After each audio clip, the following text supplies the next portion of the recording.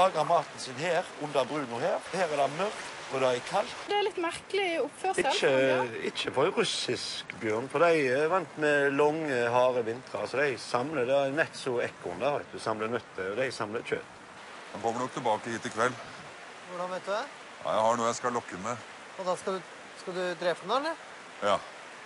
Men først må jeg få tatt den blodprøven.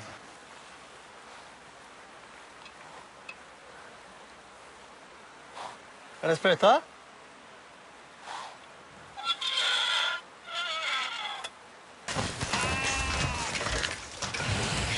Fy faen, jeg hater dette her. Nå må dere holde god avstand, for nå skal jeg smelle ut litt kristent blod her.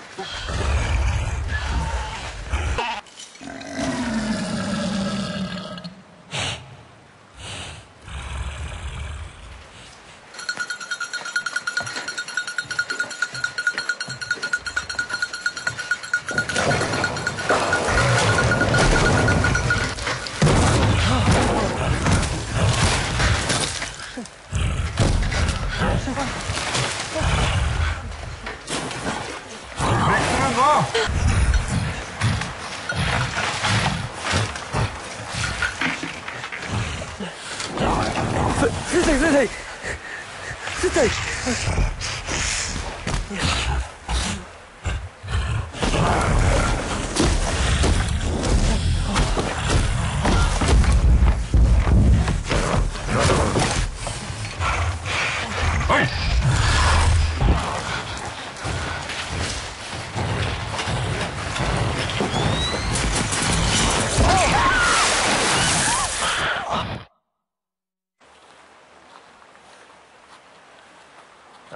Da vet vi at troll sprekker også.